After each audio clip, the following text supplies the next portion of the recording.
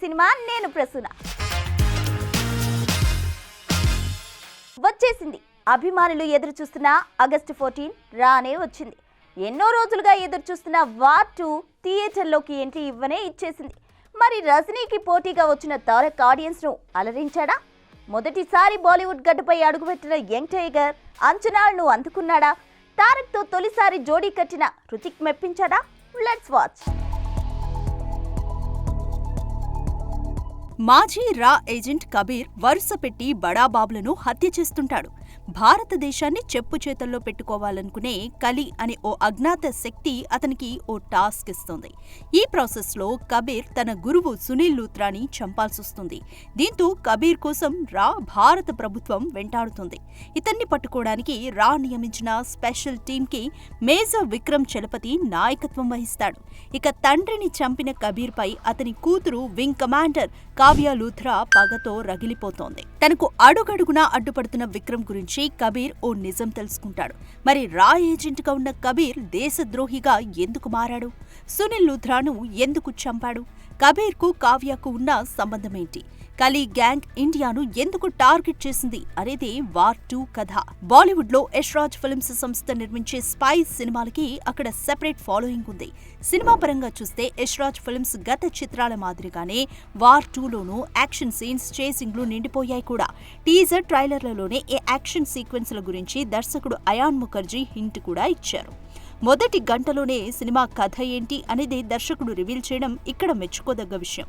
అయితే ఫస్ట్ హాఫ్లో మెయిన్ ప్లాట్లోకి వెళ్లేసరికి చాలా లాగ్ అనే ఫీలింగ్ కలిగిస్తుంది. కానీ ఇంటర్వెల్ వద్ద ఎన్టీఆర్ పాత్రకిచ్చిన ట్విస్ట్ సెకండ్ హాఫ్ పై హోప్స్ ఇస్తుంది. అంతే తప్ప ఎక్సైట్ అయితే చేయదు. ఆ ట్విస్ట్ కూడా చాలా మంది గెస్ చేసేలాగానే ఉంటుంది. ఇక సెకండ్ హాఫ్ లో వచ్చే ఎన్టీఆర్ బ్యాక్ స్టోరీని మినహాయిస్తే మిగిలిందంతా రొటీన్ గానే అనిపిస్తుంది. ఇక సెకండ్ హాఫ్ లో ఫ్లాష్ బ్యాక్ కథ చెబుతూ హీరోల గతం ఏంటి అనేది రివీల్ చేశాడు దర్శకుడు. కబీర్, విక్రమ్ల మైండ్ గేమ్, రా చీఫ్ విక్రాంత్ కావ్ వ్యూహాలు ప్రేక్షకులకు కాస్త రిలీఫ్ ఇస్తాయి. అయితే సినిమాలో ఓ దశలో కథ తక్కువ, యాక్షన్ ఎక్కువ అనే ఫీలింగ్ వస్తుంది. పాటలు కూడా ఎక్కువ. విజువల్ గా బాగా పిక్చరైజ్ చేసినా చూడాలనే ఆసక్తి కలిగించవు. క్లైమాక్స్ కూడా రెగ్యులర్. అయాన్ ముఖర్జీ దర్శకత్వ ప్రతిభ ఏమీ కనిపించదు. ఎవరు డైరెక్ట్ చేసినా ఇలాగే ఉంటుంది కదా అనిపిస్తుంది. ఇక తారక్ ని కూడా ఇలా ఎన్నోసార్లు మనం చాలా సినిమాల్లో చూసేసాం తప్ప కొత్తగా ఏమీ అనిపించదు. ఓవరాల్ గా సినిమాకి యాక్షన్ ఎపిసోడ్స్, ఎన్టీఆర్, హృతిక్ రోషన్ల పర్ఫార్మెన్స్ హైలైట్ గా నిలిస్తే సినిమాలో ఎమోషనల్ కనెక్టివిటీ లేకపోవడం, ప్రిడిక్టబుల్ సీన్స్, మ్యూజిక్ వంటివి డిసప్పాయింట్ చేస్తాయి. చూడాలి మరి. మొదటి రోజు తారక్ స్టామినాతో వసూళ్ల వర్షంలో తడిసి ముద్దవుతున్న బాక్సాఫీస్ 3 రోజులు గడిస్తే ఇలాగే ఉంటుందో లేదో. డి అంటూ తారక్ తో ధీటుగా ఎంట్రీ ఇచ్చాడు తలైవా. వార్ 2 బరిలో ఉన్న తగ్గేదేలే అంటూ సాలిడ్ ఓపెనింగ్స్ తో సత్తా చాటాడు కూలీ. మరి సిల్వర్ స్క్రీన్ పై రజనీ మేనియా పనిచేసిందా? లోకేష్ కనగరాజ్ మ్యాజిక్ మరోసారి రిపీట్ అయిందా? అసలు కూలీ కథా కామాంశం ఏమై ఉంటుంది? Let's have a look. భారీ బడ్జెట్, ఊహకందని star casting, Lokesh screenplay magic, అన్నింటికీ మించి రజనీ మానియా. మరి ఇన్ని విశేషాల మధ్య థియేటర్లోకి ఎంట్రీ ఇచ్చిన కూలీ సినిమా కథా కమామీషు ఏంటో చూసేద్దాం. తన టీంతో అజ్ఞాతంలో బ్రతుకుతూ ఉంటాడు దేవ. అయితే అనుకోకుండా దేవ ప్రాణ స్నేహితుడు సత్యరాజ్ చనిపోతాడు. రాజశేఖర్ది సహజ మరణం కాదు అని, హత్య అని కనిపెడతాడు దేవ. ఇంతకీ రాజశేఖర్ను హత్య చేసింది ఎవరు? అతన్ని పట్టుకోవడానికి దేవ ఏం చేశాడు? ఈ మధ్యలో సైమన్ పాత్ర ఏమిటి? సైమన్ చేసే బిజినెస్ ఏమిటి? ఆ బిజినెస్ ను దేవ ఎలా అరికట్టాడు? ఈ క్రమంలో దయాల్తో దేవ ట్రాక్ ఏంటి? దయాల్ చేసిన క్రైమ్ కి రాజశేఖర్ మరణానికి ఉన్న సంబంధం ఏంటి అనేది కూలీ సినిమా కథ. సినిమా విషయానికి వస్తే దేవాగా రజనీకాంత్ థియేటర్లని దద్దరిల్లేలా చేశాడు. ముఖ్యంగా ఈ సినిమా తన అభిమానులకు ఫుల్ మీల్సే. పవర్ఫుల్ యాక్షన్ ఎలిమెంట్స్ తో పాటు ఎమోషన్స్ తోనూ సూపర్ స్టార్ మెప్పించారు. ముఖ్యంగా తన పాత్ర పరిస్థితులకు తగ్గట్టు వేరియేషన్స్ చూపిస్తూ రజనీ నటించిన విధానం సినిమాకే హైలైట్. పైగా తన బాడీ లాంగ్వేజ్ తో, అలాగే కొన్ని action and flash back sequences లో, అలాగే తన స్టైలిష్ లుక్స్ తో రజనీకాంత్ అద్దరగొట్టేశాడు. ఇక విలన్ గా నటించిన నాగార్జున తన పాత్రలో ఆకట్టుకోగా, అతిథి పాత్రలో నటించిన ఉపేంద్ర, అమీర్ ఖాన్లు కూడా సినిమాకి బాగా ప్లస్ అయ్యారు. ఇక మరో కీలక పాత్రలో నటించిన సౌబిన్ షాహీర్ తో పాటు కూతురి పాత్రలో శృతి హాసన్ ఒదిగిపోయింది. ఇక మోనికా అంటూ వచ్చిన Pooja Hegde special song audience కి మంచి ఐ ఫీస్ట్ ఇచ్చిందనే చెప్పాలి. అయితే దేవా పాత్రను, ఆ పాత్ర తాలూకు గ్రాఫ్ ను బాగా డిజైన్ చేసుకున్న దర్శకుడు లోకేష్ కనకరాజ్ అంతే స్థాయిలో ట్రీట్మెంట్ ను రాసుకోవడంలో ఫెయిల్ అయ్యాడని చెప్పాలి. ముఖ్యంగా ఆసక్తికరంగా కూలీ కథనాన్ని మాత్రం రాసుకోలేదు సరికదా, కొన్ని సన్నివేశాలు బాగా స్లోగా సాగుతున్న ఫీలింగ్ కలుగుతుంది. పైగా కొన్ని సన్నివేశాలు మినహా ఎక్కడా ఫ్రెష్నెస్ కనిపించదు. ముఖ్యంగా ఫస్ట్ హాఫ్ ను వేగంగా నడిపిన లోకి సెకండ్ హాఫ్ ని అలా నడపడంలో తడబడ్డాడు. ఒక రకంగా సెకండ్ హాఫ్ లో చాలా మంది నిద్రపోతారంటే ఎంత సాగదీశాడో అర్థమవుతుంది. లోకేష్ కనకరాజ్ దర్శకుడిగా సక్సెస్ అయినా రైటర్ గా మాత్రం పూర్తి స్థాయిలో ఆకట్టుకోలేకపోయాడు. నిజానికి ఆసక్తికరమైన పాత్రలతో మెప్పించే అవకాశం ఉన్నా అటువైపుగా వెళ్లలేకపోయాడు. ఇక సంగీత దర్శకుడు అనిరుద్ రవిచంద్రన్, సినిమాటోగ్రాఫర్ గిరీష్ గంగాధరన్ పనితనానికి వంకపెట్టే పనే లేదు. చూడాలి మరి సగం గుడ్ సగం బ్యాడ్ టాగ్ వేసుకున్న కూలీ రజనీ మానియాతో ఎలా నెట్టుకొస్తుందో. Rajasaab crazy project but lazy updates. ఇక సినిమా రిలీజ్ అప్పుడు ఇప్పుడు అంటూ డైలమా అయితే ఈసారి ఇంతకు మించి అంటూ సరికొత్త పంచాయతీ. దీంతో కనీసం పొంగల్కైనా వచ్చేనా అంటూ అభిమానుల అనుమానం. మరి ఇంతకీ రాజసాబ్ను చుట్టిన ఆ చిక్కులేంటో మనము చూసేద్దామా? రాజాసాబ్ సినిమా అప్డేట్స్ కన్నా రిలీజ్ పోస్ట్పోన్లతోనే ఎక్కువగా వార్తల్లో కనిపిస్తోంది.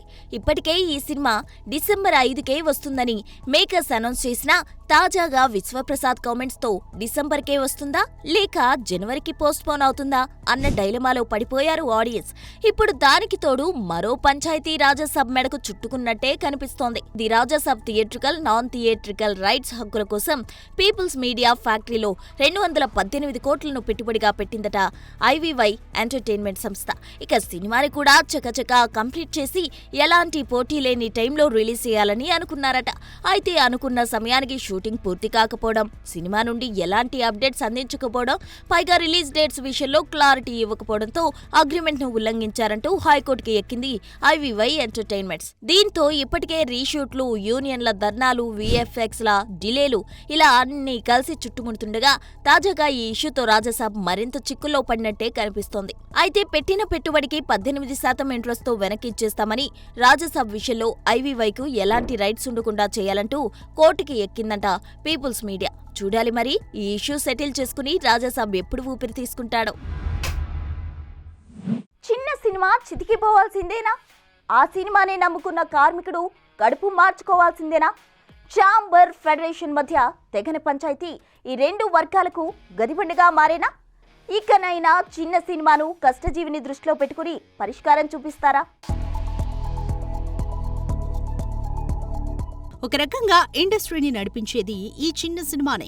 ఏటా 10ల సంఖ్యలో స్టార్స్ సినిమాలు వస్తే 100ల సంఖ్యలో చిన్న సినిమాలు సందడి చేస్తుంటాయి. ఇండస్ట్రీలో ఉన్న వేలాది కార్మికుల కడుపులు నింపేది కూడా ఈ చిన్న సినిమానే.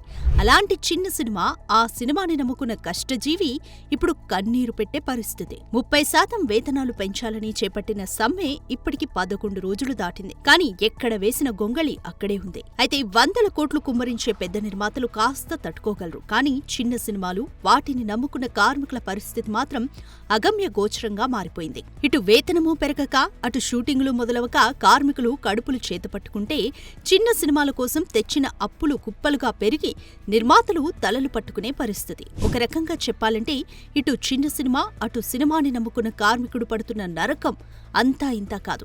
అయితే యూనియన్ల పాలిటిక్స్ వల్లే ఈ రగడ మొదలైందన్న కామెంట్స్ వినిపించాయి. మరోవైపు చిన్న నిర్మాతల డిమాండ్స్ ని అడ్రస్ చేయాల్సిన అవసరం ఖచ్చితంగా కనిపిస్తోంది. ఎందుకంటే వారు కనుక సినిమాలు మానేస్తే ఇండస్ట్రీ పరిస్థితి ఏమవుతుందో అందరికీ తెలుసు. కాబట్టి ఇటు చిన్న సినిమాని, అటు ఆ సినిమానే నమ్ముకున్న వేలాది కార్మికులకి అనుకూలంగా ఛాంబర్, ఫెడరేషన్ కలిసి ఒక కొత్త పరిష్కారం చూపిస్తే బాగుంటుంది.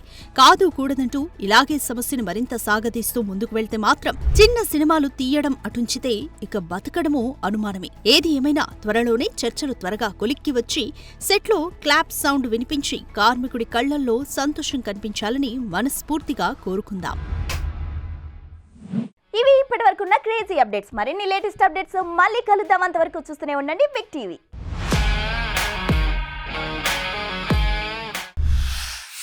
Anchor's wardrobe courtesy, Shopper Stop.